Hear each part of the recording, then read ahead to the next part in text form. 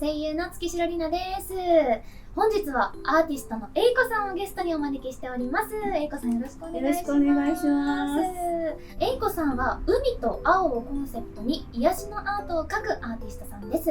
美大を卒業後、絵画教室を10年運営、画家兼アパレルデザイナーとしても活躍され、現在はオンライン絵画教室も開設されています。デジタルアートのワークショップなども開催されていて、アートを広めたり教えたりという経験がとても豊富なクリエイターさんですということで、よろしくお願いします。本日はですね、海と青をコンセプトに海洋生物などをモチーフに描くことが多いエイコさんに、キャンバスにアナログで描く際の水など質感表現のこだわりや技法をお話を伺っていきたいと思います。もうすでに作品を出していただいてるんですけど、すごい綺麗なんですよ。これもキャンバスなんですけど、ちょっと水彩的な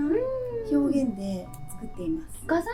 何を使われてるんですか？これはアクリル絵の具ですね。アクリルでこんななんか水彩っぽい表現ができるんですね。なんでこのマチエルを作るのに、貝の粉を絵の具の中に、入れてある絵の具を使って海つながりで、もう海由来ですね。海由来で、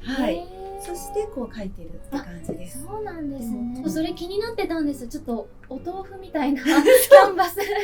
海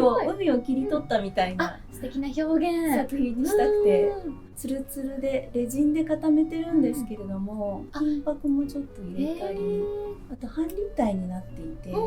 触れるアートになっています。触ってもじゃあ大丈夫です？全然大丈夫。すごいレジンがしっかりしてますので、すごい。これは触っても全然大丈夫です。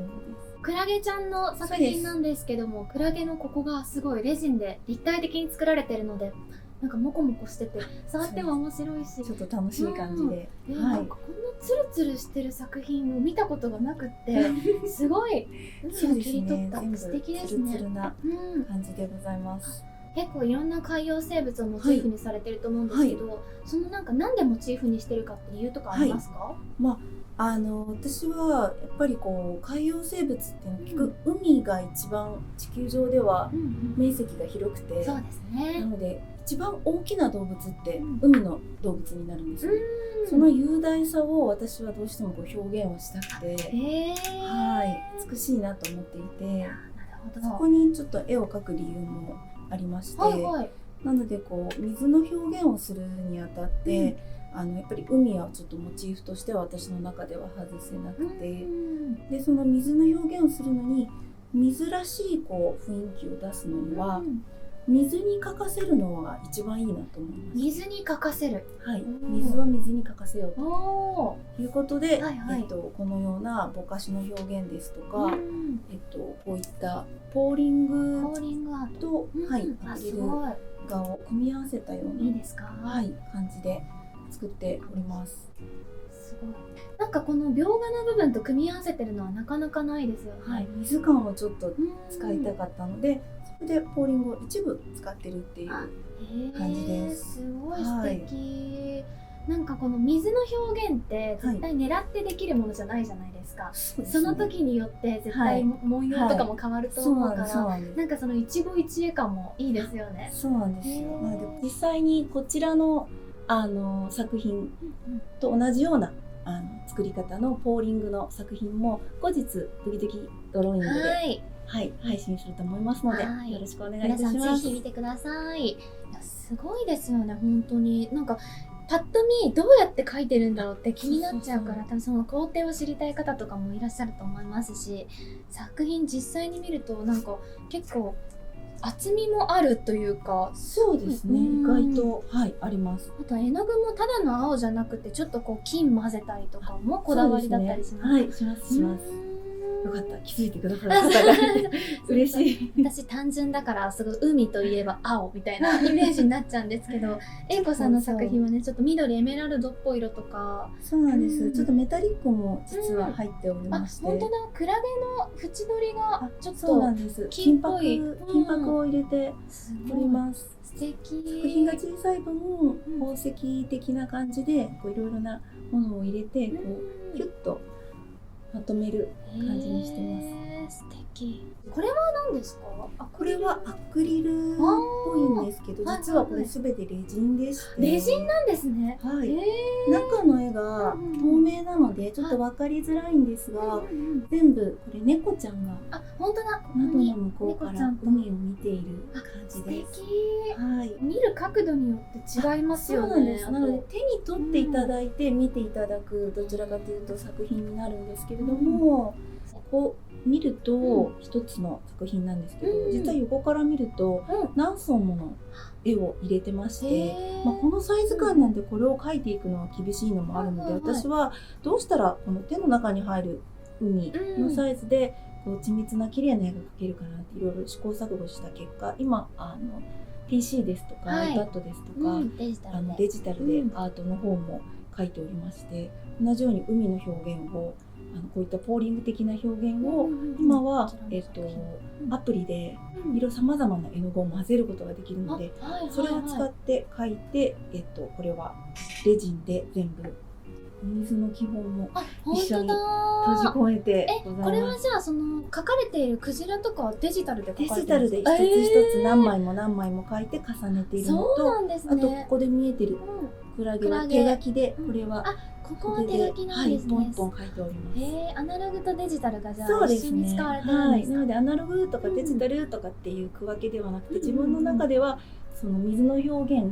海の表現、海洋生物をより美しく見せるためにどうしたらいいかなということで、ありとあらゆる表現に挑戦して頑張っております。絵を描くってなるとどうしてもなんかただキャンバスに描くっていうイメージがちょっとあるんですけども、えいこさんはこのアクリルブロックだったり、あとこのキャンバス、厚みのあるキャンバスにレジンを使ったりとかいろんな手法を用いてるじゃないですか。その辺はなんかどういった経緯とかこだわりとかってありますか？やっぱり私の場合は、自分のこの描きたいっていうのももちろんあるんですけど、海が好きで水の表現をしたいっていう気持ちももちろんあるんですけれども、女子美の大学に通ってる時に、ルノワールの、言葉をたまたま図書館でちょっといろいろな作家さんの名言集を見た時に拝見いたしまして、なぜ君はこういう、印象派の作家さんなのでこう綺麗なものばっかり描いてるのみたいなことを、やっぱりこう当時ピカソとかダリとかちょっとこうブラックなものを描く人も出てきてた時期だったので、そっちの方がちょっとかっこいいみたいな感じもあってそう言われたらしいんですけど、その時彼の答えた言葉が、世の中は基本的に汚いものばっかりだと。なるほど。だから僕は絵の中にはせめて綺麗なものを描くんだっていう感じの、フランス語なんでしょ、そこまでしっかりわかんないんですけど、そういう感じの言葉があって、本当にその通りだなと。今もう世の中そうやって戦争ですとか、そうです悲しいニュースがすごく多いじゃないですか。なので例えば声優さんのお仕事をされてると思うんですけど、本当でも可愛いんですが、ドキドキしちゃうんですけど、とても美しいんですけれども、お声がやっぱり美しいので、それを聞いた時にお客様がそれを聞いて、その間例えばその前に辛いことがあったとしても、聞いた瞬間はめちゃめちゃ幸せになれるじゃないですか。癒されるし幸せになるし、それが例えばお声を聞いてお腹いっぱいになるわけじゃない、絵を見てお腹いっぱいになるわけじゃない、でも心がお腹いっぱいになるじゃないですか。そう、満たされますよね。それがエンタメとかアートとか、そういったものの私は真髄かなと思っていて、なるほど、それを伝えるためにはどうしたらいいんだと思って、さ難しい、まざまな技法をそっか試して続けております。挑戦し続けております。フェスティバルとかではお子さんにも触らせてあげたりして、小さな子ってアート触っちゃいけませんって言われちゃうと思うんですけど、確かにそうじゃなくて、お手を触れないでくださいって書いてあるでもやっぱ触った瞬間に綺麗とか面白いとかって思う、その小さい時の経験って結構忘れないと思そうですね。なのでそういったいろんな人に触ってもらったり見てもらったり楽しんでもらえるような描き方表現をずっと挑戦して探しています。すごい、そうなんですね。私は美術館でちっちゃい頃にお手を触れないでくださいのとこに触ってやっぱ怒られたたのすごい覚えてます。今ちょっと思い出しちゃった。ただやっぱ忘れないですよね。そういう経験は。そうなんですよ。だからアーティストさんから実際にもう触っていいですよって言っていただけると、いいんだ、オフィシャルで触っていいんだってなるからすごいありがたいです。そうなんですよね。だからやっぱアートって見せて終わりじゃなくて、もっとこう双方向性のものがあって、インタラクティブな感じでもいいのかなと思っているので、今度1111でデザフェスでデザインフェスタが11月にあるんですけど、その11月11、12日の2日間は、巨大ライブペイントの会場でシャチ8メートル頑張って描いてみたいと思う。聞いたことない。8メートルのシャチライブペイントするんですか？はい。それは大丈夫ですか？わからないんで見に来てください。いや、見に行きたいです。はい。2日目あたりある程度かけてるはずなので、シャチってこんななんだなとか感じてほしいなという。8メートルって言うと大体等身大ぐらいですよね、シャチの。ほぼほぼ実物、ほぼそのサイズのものを描いて皆さんに、こんなに大きいんだなとか、アートでこう楽しんでもらいたいなっていう気持ちでやろうと思っています。すごい。見に行きます。お願いします。英子さん、今日はありがとうございました。ありがとうございます。いや、月城も海とか深海とか大好きなので、すごい作品刺さりましたし、制作の技法のお話とかもしていただいたりとか、あとはその絵にかける思いだとかもお話いっぱいしていただいて、とっても楽しかったです。ありがとうございます。英子さんから動画を見てる方に一言あればよろしくお願いします。そうですね。アートを描こうとか、もしくはもう絵が好きで描いてみたいなって思ってる人とかたくさんおられると思うんですけど、なかなか例えば子供や学生さんだけじゃなく、一般の大人の方もポーリングですとか、こういったスプラッシュの表現ですと絵がちょっとすぐ描き出せないなっていう人でも、私はこの模様を使って、これちょっとクラゲに見えるなとか、これがちょっと何かの生き物に見えるなって感じで書き出したりとかもするので、そんな風に技法をうまく使っていろいろなテクスチャーとか書き方とかもっと自由にいっぱいやれたらいいかなっていうふうに思っているので、あまり難しく考えずデジタルでもいいですし、アナログでもいいですし、皆さんどんどんやってくださったら楽しいかなと思います。はい、ありがとうございます。英子さん、今日は本当にありがとうございました。ありがとうございました。それでは動画を見てくださった皆さん、ありがとうございました。ありがとうございました。またね。